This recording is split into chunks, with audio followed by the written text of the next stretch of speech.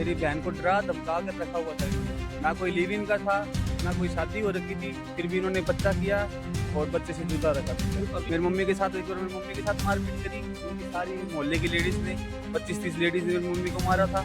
देखो मिलना चाह रही सर, मिलने भी नहीं दिया। आखिरी स्टेज में भी नहीं दिया।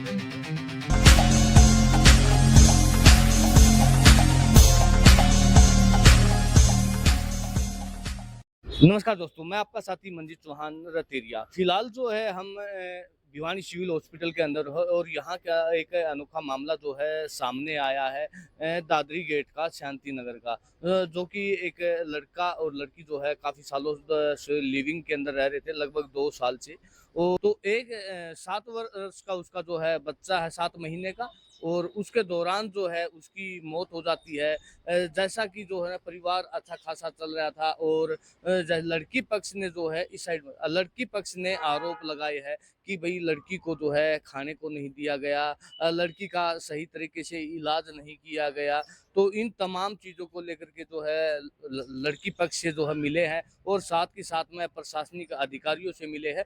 तो प्रशासनिक अधिकारी हरियाणा पुलिस जो है इसकी जांच के अंदर जुटी हुई है। ये जी लिव इन रिलेशनशिप का मामला था। 2 साल 11 दिन पहले 1 अप्रैल 2024 में हमारी गुड़िया को अंकित नाम का लड़का लक्ष्मी नगर दादरी गेट से लेकर चला गया था। तो उन्होंने लिव इन का सर्टिफिकेट बनवाया, जबकि लड़का उस टाइम पे बालिग नहीं था, 18 साल का नहीं था। उन्होंने झूठे कागज़ तैयार कराए, आधार कार्ड में अपनी डेट बर्थ बढ़वाई। हमने असली कागज़ जब उसके निकलवाए तो पता चला हमें लड़का 16 साल का था। हमने जज साहब के सामने पेश किए उसके कागज़, असली डॉक्यूमेंट। जज साहब ने उसका वो खारिज कर दिया लिव इन का सर्टिफिकेट। फिर भी हमारी लड़की को ये लेकर चले गए, इनके साथ चली गई लड़की, क्योंकि 10-12 दिन के साथ रही दबाव में। हाँ जी, दबाव धमका के डरा के जैसे भी रख रखा था। इनका कहना मान रही थी, वो हमारे साथ नहीं आई। उसके बाद 2 साल 11 दिन तक इन्होंने कैद रखा। 20 किलो की रह गई थी सर मेरी बहन, उसको खाना नहीं दिया, उसको हर रोज़ मारते थे। हम मिलने की कोशिश करते थे, हमारे साथ भी उन्होंने कई बार मारपीट की। उसका बच्चा है 7 महीने का, आज लड़का है 7-8 महीने का। उसको उससे लड़का छीन रखा था। तू घर जाएगी तो तेरा लड़का हम तेरे को नहीं देंगे, तेरे भाइयों को मार देंगे। वो आखिरी तक अपने लड़के के हेज में उनके साथ रही। और कल जब उसने 13 तारीख 12 तारीख को हम लेकर आए इमरजेंसी में इलाज के लिए, हाथ पैर जोड़ के, ताकि हम उसका इलाज करा सके, ठीक करा सके। तब उन्होंने बड़ी मुश्किल से हमें लाने दिया उसे। इलाज के दौरान भी वो बार बार बोलती रही, मेरे लड़के से मुझे मिलना है, मेरे लड़के से मुझे मिलना है। 13 तारीख को सर लड़की ने दम तोड़ दिया हमारी ने, शाम को 7 बजे करीब। जब भी वो आखिरी सांस में भी बोल नहीं पा रही थी, लेकिन अपने लड़के का नाम ले रही थी बार बार, शिवा शिवा। वो तो मिलना चाह रही थी सर, मिलने भी नहीं दिया। आखिरी स्टेज में भी नहीं मिलने दिया। तो मौत के जो है क्या कुछ जो है कारण है? सर उसको ना तो खाने को दिया, मैं फोटो दिखा सकता हूँ उसकी क्या बुरी हालत कर रखी थी ना। तो उसको ये देखो, ये देखो, वो दूसरा फोटो ये देखो, ये मेरी बहन थी, ये उसकी हालत कर रखी थी। जब मेरे मम्मी पापा 12 तारीख को लेने के लिए गए, इसके माथे पर चोट लगी हुई थी, खून आए हुए थे, खून से लथपथ थी मेरी बहन। कमरा बंद कर रखा था इन्होंने, कोई हाल चाल नहीं ले रखा था उसका। बहुत बड़ी मुश्किल से हाथ पैर जोड़ के लाए इसको इलाज के लिए। 13 तारीख को दम तोड़ दिया सर। कितने दिन पहले बात हुई थी आपकी जो आपकी बहन से? सर 27 मार्च की बात है शायद।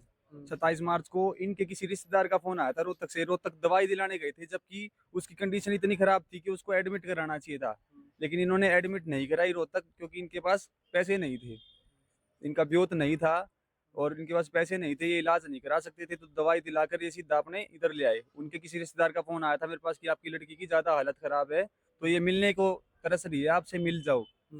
तो तब मैंने अपनी मम्मी को बताया, मेरी मम्मी मिलकर आई। तब हमें पता चला इतनी हालत ख़राब है। तो फिर हमें तो लगा कि ये इलाज करा रहे होंगे, ये छुट्टी कराकर भिवानी ले आए इसको। भिवानी फिर इन्होंने लाकर दवाई जो वहाँ से लाई, इन्होंने दवाई वगैरह कुछ नहीं दी। हमने हमारी बहन से पूछा था 12 तारीख को, बोल रही थी कोई दवाई नहीं दी, कोई खाना नहीं दिया, कोई फ्रूट नहीं दिया।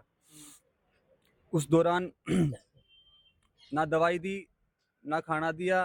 फिर हम लेकर आए, उसका इलाज कराया। आखिरी टाइम तक उसको बच्चे से उसके जुदा रखा। लास्ट में भी उसका जो आखिरी बोलना चाह रही थी, वो अपने बेटे का नाम ही बोलना चाह रही थी। हमने कई बार उससे मिलने की कोशिश करी 2 साल 11 दिन के दौरान, उसको लाने की कोशिश करी।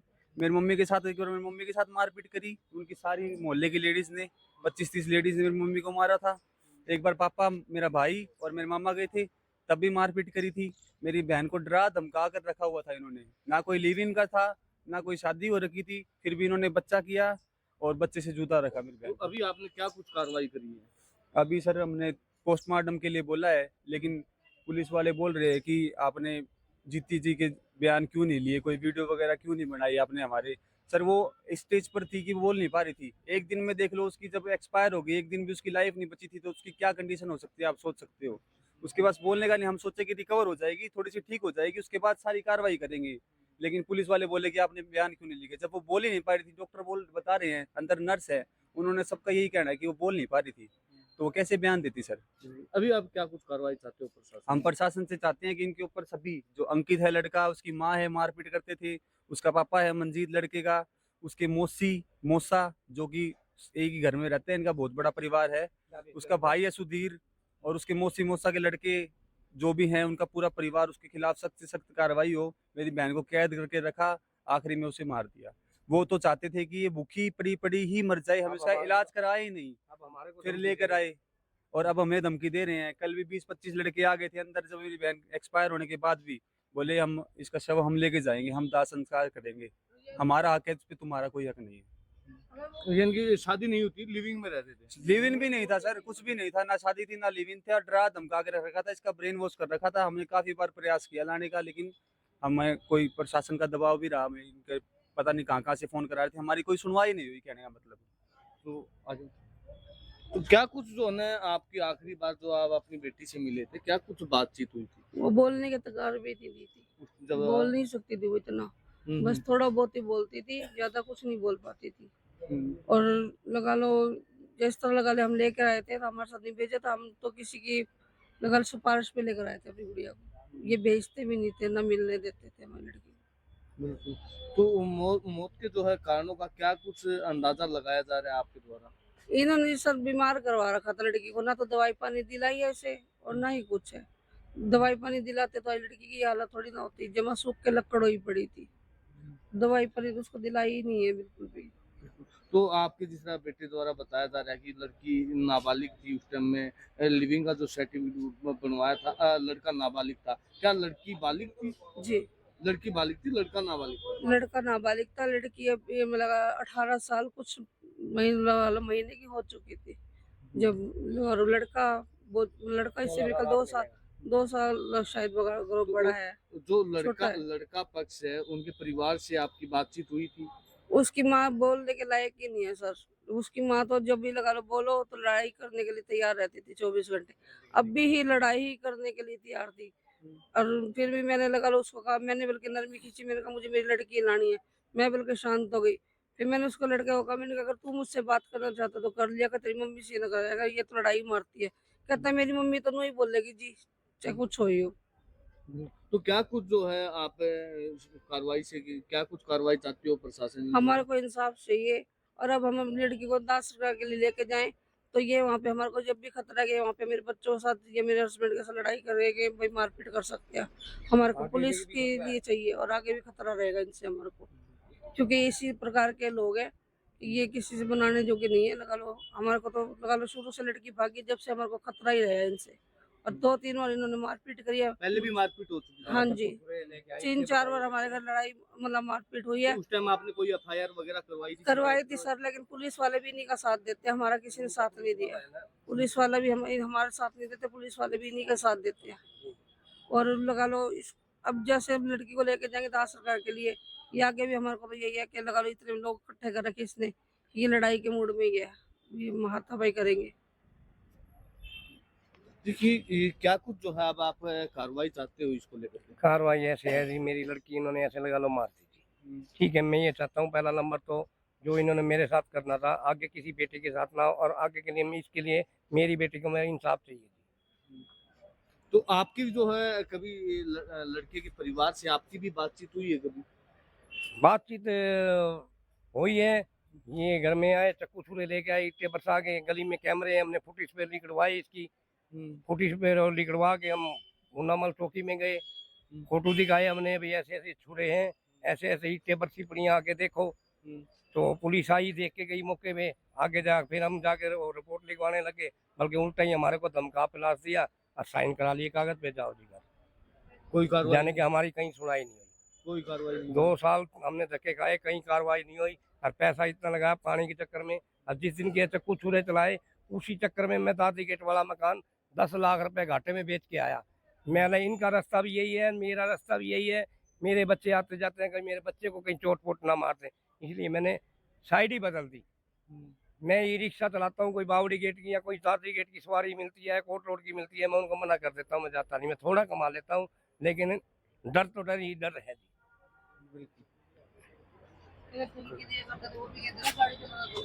जी सर, एक लड़की जो परिवार ने आरोप लगाया कि जो है लड़की की हत्या की गई, तो पूरा मामला क्या है सर, कहाँ का मामला है?